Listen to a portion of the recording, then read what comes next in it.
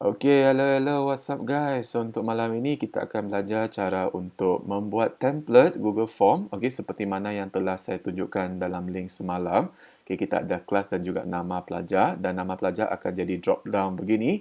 Ini sebenarnya tujuan dia untuk memudahkan pelajar satu dan kedua supaya mereka dapat memberikan nama penuh untuk menjawab exam. Okay, kadang-kadang pelajar bagi nama pendek dan kebetulan ada dua nama yang sama. Kita tidak tahu siapa yang sebenarnya menjawab kan. Okey, so sekarang kita akan masuk ke Google Form yang baru. Alright, so saya akan tunjukkan cara saya masuk ke Google Form. Tekan butang ini selepas anda telah login masuk ke dalam Google. Cari Google Form di bawah sekali. Sebenarnya cikgu-cikgu boleh guna yang drop down ini sangat bagus sebenarnya. Ada Gmail, ada Google Meet, okay, ada Google Drive and so on. So kita akan tekan Google Form.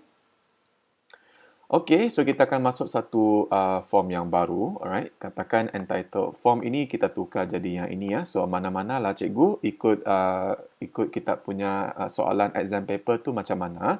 Lepas tu kita ambil lah ini adalah arahan yang saya gunakan. Okey, kita boleh copy and paste lah. Okey, lepas itu cikgu akan tambah section dekat sini. Okey, cikgu kena tambah section. So tambah section, kita akan mulakan drop down kita. So first of all, kita akan letakkan kelas dan nama. Okay, kelas dan nama. Okay. Now over here, dalam sini kita akan gunakan multiple choice. So macam ini kan kita nak gunakan multiple choice. So kita start dengan kelas dahulu. Saya akan bagi 3 contoh sahaja. So 5 Neptune. Okay. Lepas tu 5 Utarid dan 5 Zurah. Okay. Alright, so 3 contoh. Lepas itu, apa kita nak buat adalah kita akan tekan add sections lagi. Okay, dalam add section ini, kita akan katakan dia 5 Neptune. Alright, and then tekan tambah soalan dan soalan yang bawah ini adalah untuk nama. Okay, nama pelajar ini kita nak bagi dia seperti drop down. Okay, kalau drop down, option ini senang sahaja sebenarnya. Tak perlu nak type semua nama pelajar. Saya pergi ke OneDrive dan cari kehadiran PDPR semua pelajar. Untuk tingkatan 5, saya akan copy 5 Neptune. Okey, saya ambil contoh sampai sini dan saya tekan copy. Lepas itu, saya akan paste sahaja. So, dia akan dapatlah semua nama pelajar-pelajar dalam satu soalan lah. Okey, lepas itu, macam mana kita nak dapatkan 5 Neptune tu memang dia bila dia tekan 5 Neptune, dia akan masuk ke bahagian ini. So, senang sahaja di sini. Kalau cikgu tengok, dia boleh tekan 3 butang ini dan go to section based on answer.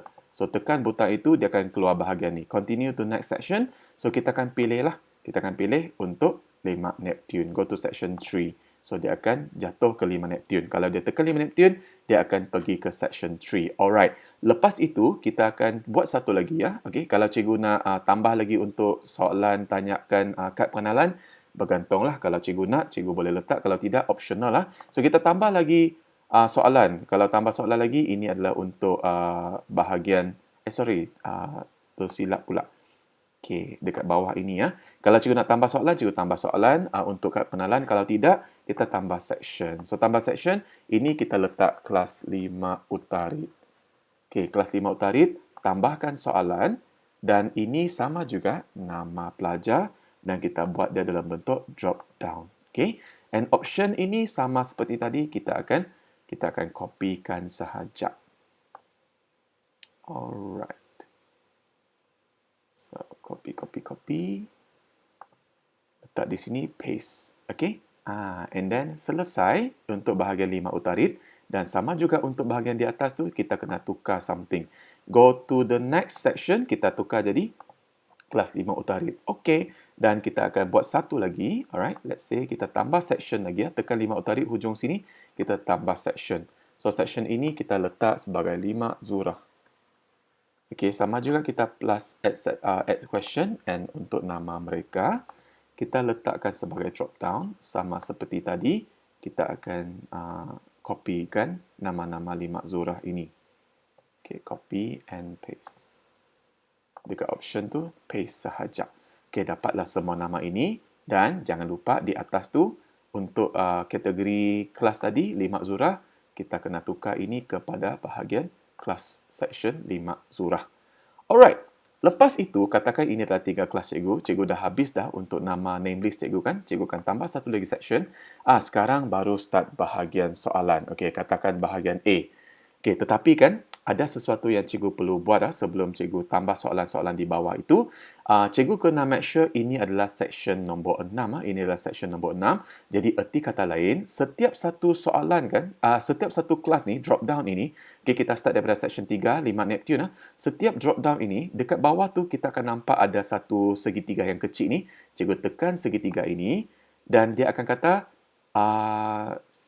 kita nak go to section yang mana. So, sekarang kita akan pilih go to section 6. So, erti kata lain, kalau pelajar sudah tekan nama dia sendiri, dia akan masuk ke section 6 after that. Okay? Lepas itu, kita akan apply benda yang sama untuk setiap bahagian. Okay? So, untuk kelas 5 Utarit, go to section 6. Okay? Untuk kelas 5 Zurah, go to section 6.